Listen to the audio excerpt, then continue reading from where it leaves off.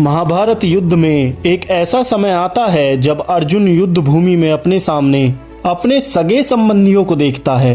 तब उन्हें देखकर अर्जुन का पूरा शरीर कांपने लगता है और उसके हाथ से उसका गांडीव छूट के गिर जाता है। नमस्कार दोस्तों, आपका एक बार फिर से अपने वैदिक ज्ञान चैनल पर स्वागत है। अगर आप हमारे चैनल पर नए हैं तो चैनल को सब्सक्राइब करके बेल आइकन को जरूर दबा लें।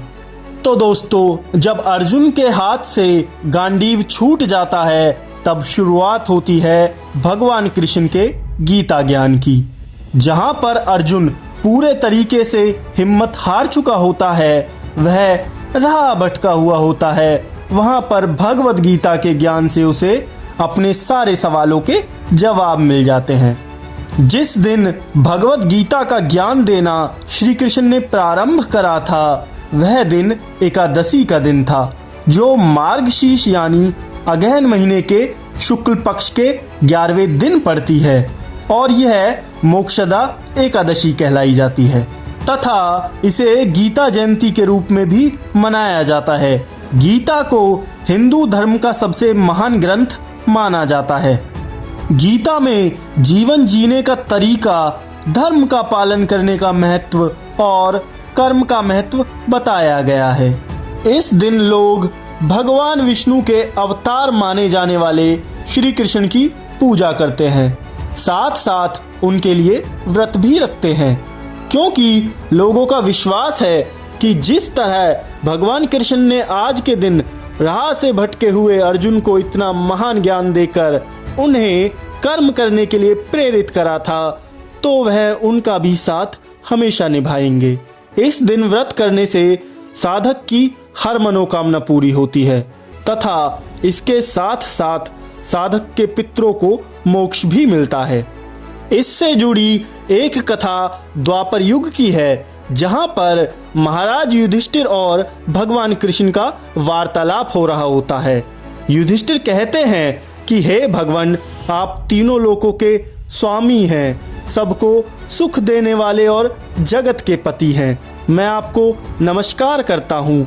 हे देव, आप सबके हितैषी हैं, अतः मेरे संशय को दूर कर मुझे बताएं कि मार्गशीर्ष एकादशी का क्या नाम है। उस दिन कौन से देवता का पूजन किया जाता है और क्या विधि है। भगवान कृष्ण कहते हैं कि हे धर्मराज, तुमने बहुत ही उत्तम प्रश्न करा है। इसके सुनने से तुम्हारा यश संसार में फैलेगा। मार्गशीर्ष शुक्ल एकादशी अनेक पापों को नष्ट करने वाली है। इसका नाम मोक्षदा एकादशी है। इस दिन दामोदर भगवान की धूप दीप नैवेद्य आदि से भक्ति पूर्वक पूजा करनी चाहिए। अब इस विषय में मैं एक पुराणों की कथा कहता हूँ। गोकुल नाम के नगर में वैखानस नामक राजा राज्य करता था। उसके राज्य में चारों वेदों के ज्ञाता ब्राह्मण रहते थे। वह राजा अपनी प्रजा का पुत्रवत पालन करता था। एक बार रात्रि में राजा ने एक स्वप्न देखा कि उसके पिता नरक में हैं। उसे बड़ा आश्चर्य हुआ। प्रातः वह विद्वान ब्राह्मणों के पास गया और अपना स्वप्न सुनाया। कहा, मैंने अपने पिता को नरक में कष्ट उठाते हुए देखा है। उन्होंने मुझसे कहा कि हे पुत्र, मैं नरक में पड़ा हूँ, यहाँ से तुम मुझे मुक्त कराओ। जब से मैंने ये वचन सुने हैं तब से मैं बहुत बेचैन हूँ।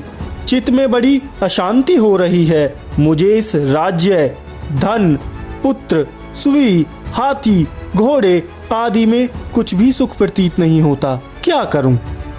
राजा ने कहा कि हे ब्राह्मण देवताओं, बताओ, इस दुख के कारण मेरा सारा शरीर जल रहा है। अब आप कृपा करके कोई तप, दान, व्रत आदि ऐसा उपाय बताएं जिससे मेरे पिता को मुक्ति मिल जाए। उस पुत्र का जीवन व्यर्थ है जो अपने माता पिता का उद्धार न कर सके।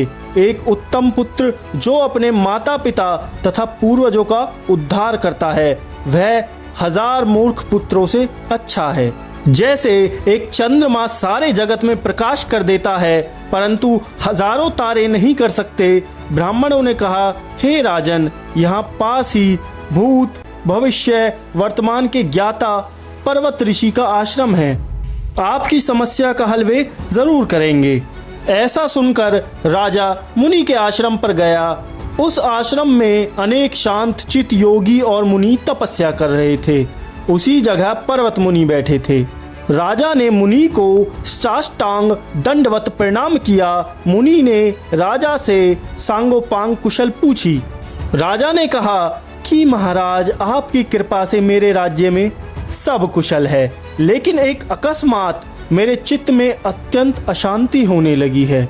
ऐसा सुनकर पर्वत मुनि ने आंखें बंद की और भूत विचारने लगे। फिर बोले, हे राजन, मैंने योग के बल से तुम्हारे पिता के कुकर्मों को जान लिया है। उन्होंने पूर्व जन्म में कामुक होकर एक पत्नी को रसी दी और दूसरी को सौत के कहने पर ऋतुदान भी नहीं दिया था। उसी पाप कर्म के कारण तुम्हारे पिता को नरक जाना पड़ा।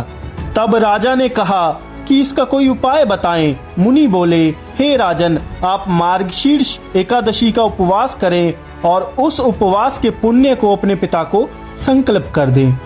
इसके प्रभाव से आपके पिता की अवश्य नरक से मुक्ति होगी।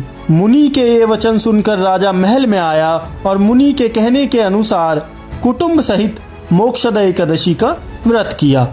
इसके उपवास से उनके पिता को मुक्ति मिल गई और स्वर्ग में जाते हुए वे पुत्र से कहने लगे कि हे पुत्र, तुम्हारा कल्याण हो। यह कहकर वह स्वर्ग चले गए। तो हे धर्मराज युधिष्ठिर, इस व्रत को करने से सारे पाप नष्ट हो जाते हैं और मोक्ष की प्राप्ति होती है। इसकी कथा सुनने या पढ़ने से वायपेय यज्ञ के समान फल मिलता है और यह व्रत चिंतामणि की तरह सभी मनोकामनाओं को पूरा करता है। तो दोस्तों, आपको ये वीडियो कैसी लगी कमेंट बॉक्स में अपनी राय ज़रूर बताएं। और यदि आप भी भगवान कृष्ण या विष्णु को मानते हैं तो भगवान से यह आशा रखें कि जिस तरह उन्होंने अर्जुन का साथ दिया था उस तरह वो जिंदगी में आपका साथ देंगे। हरे कृष्णा।